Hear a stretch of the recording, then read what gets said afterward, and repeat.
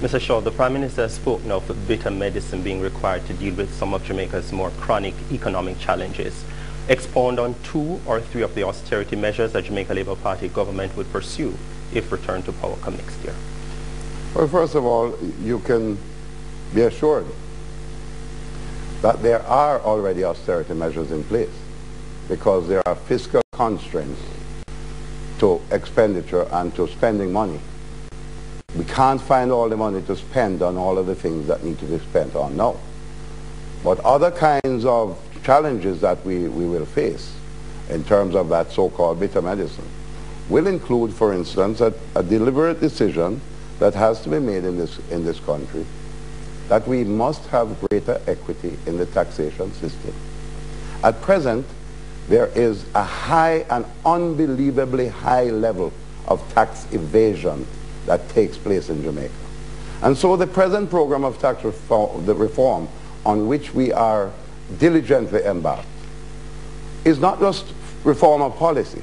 Critically, it is also going to be the administrative reform to make sure that even as we look at lowering all of the various types of taxes, income, corporate, border taxes, everything, and general consumption taxes, even as we do that, we are going to have to ramp up the capability to say to those who are earning, whether the corporate profits tax or personal income taxes, and are not reporting it, we are saying there must be greater equity in the system, and to the extent that that is bitter medicine, so be it, there must be greater equity. Thank you, Mr.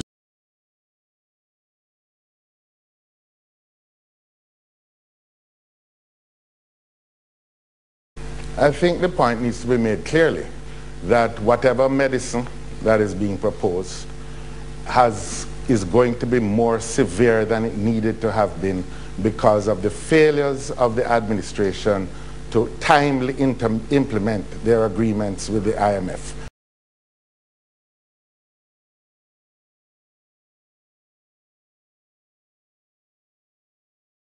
What I find disingenuous about the entire debate, and more so from the standpoint of Dr. Phillips, is that statements are just being made and there's no evidence to support it. I mean, you look at the gross domestic product growth from 2001 to 2007.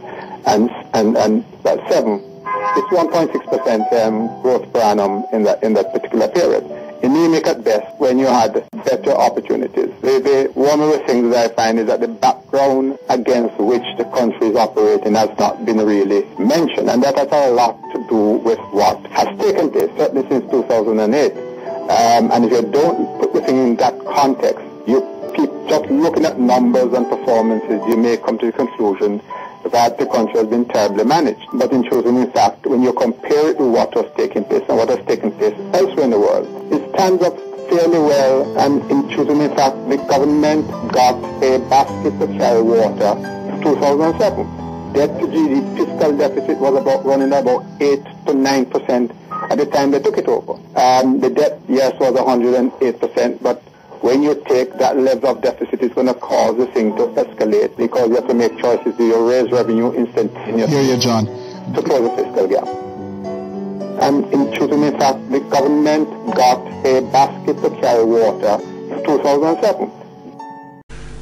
Tax reform, pensions reform, public sector transformation were all left to languish unnecessarily long.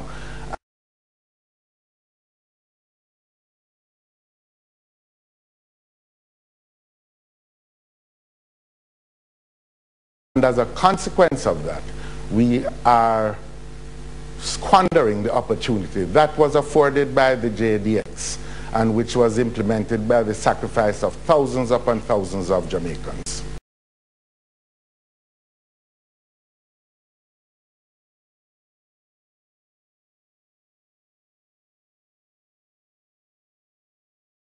Good evening, Dr. Phillips.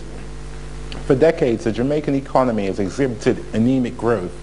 According to the World Economic Outlook published by the IMF last year, Jamaica will have the 7th slowest growth rate in the world up to 2015.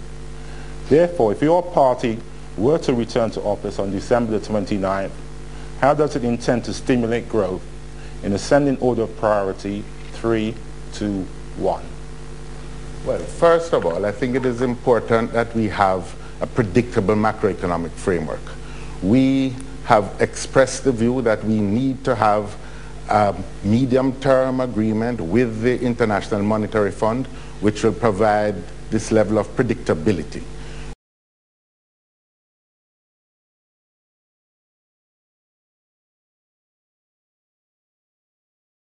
We also believe that the tax reform is very important to this process, and we have to contain our fiscal expenditures quite significantly.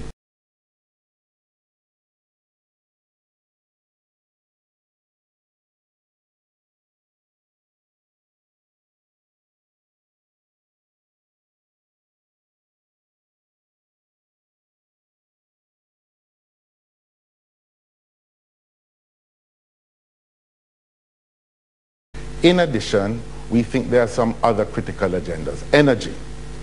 We need to also engage in a packaging of entities, underperforming entities within the state, and divest them and put them in productive hands. On top of that, we also think that it is very important to identify critical industries, ICT, agro-processing, manufacturing, to name just a few, and our cultural industries, and to provide adequate support, both technical and financial, that would enable these sectors to move forward. And of course, we believe an emergency employment program that will not only help stimulate aggregate demand, but also help restore some measure of social calm is an essential element in all that needs to be done in the immediate period going forward.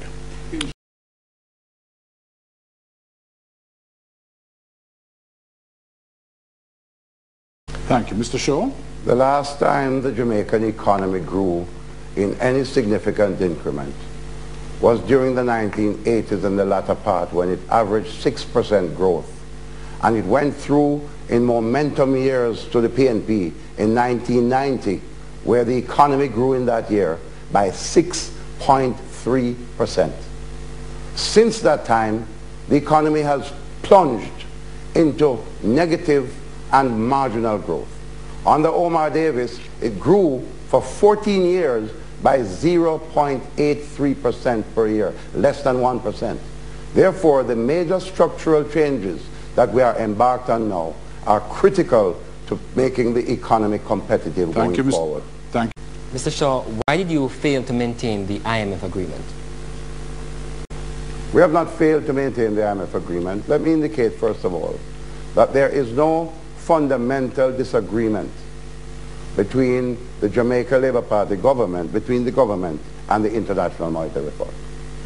We have agreed to the structural benchmarks that I mentioned constantly: tax reform, pension reform, the question of the public sector, not just only the transformation of the public sector, but certainly in dealing with the public sector on developing a comprehensive and predictable method of determining wage settlements going forward. These are the sticking points that have held up the reviews by the IMF. But we have taken a diligent approach to all of them. The consultations with the public sector, critical, and we are achieving very important milestones of consensus with that. Tax reform is in Parliament. The spokesman on finance is there with us on that. We just have a couple of hearings left, then we go to a white paper, and then we roll out elements of the tax reform beginning in April of next year, the new budget. So it is with pension reform. And these are all complex matters. And even if we could not go at the pace dictated by the International Monetary Fund, ultimately, as Minister of Finance, I have that duty to have a pace that is realistic. Thank you, Mr. Shaw. Dr. Phillips? It is not true to say that there is no sticking point with the IMF.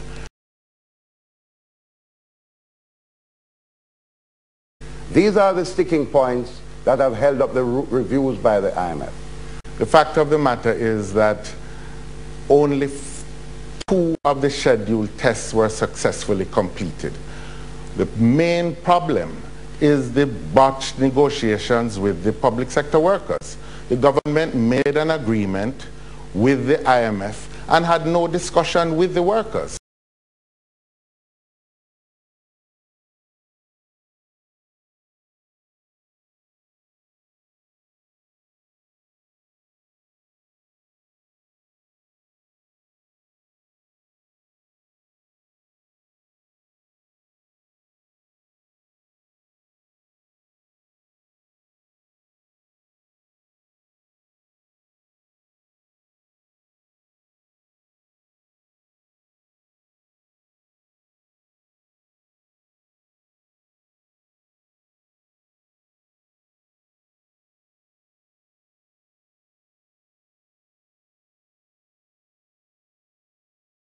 It caused a crisis, and then at the end they have committed to unprogrammed expenditures which were not contemplated at all in the program. That's the heart of the problem, in addition to the delays in implementing agreements in relation to tax reform, pension reform, and the like.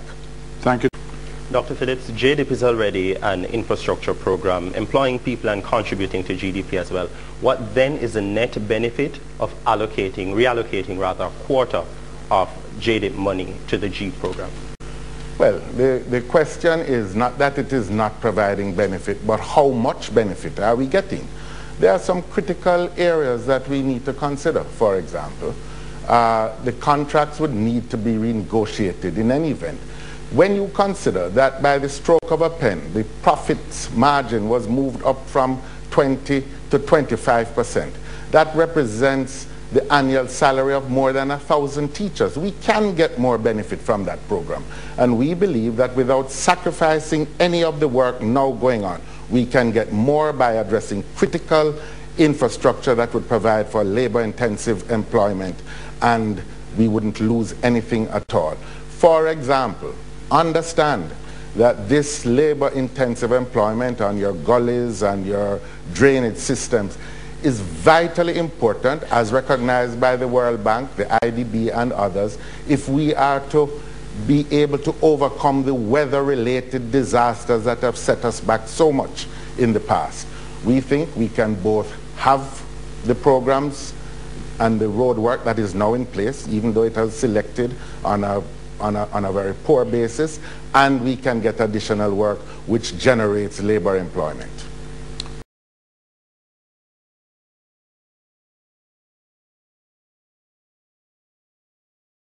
Jamaica Development Infrastructure Program is a program that is geared for the rehabilitation of roads island-wide, roads, bridges island-wide. It is a program that has been designed, it's a contract to do this. And for the opposition to suggest that you can arbitrarily go and disturb that contract in order to accommodate a crash program called the G is absolute talk about unprogrammed expenditures. This would be absolutely fiscally irresponsible on the part of any government to touch the JDIP program in that way.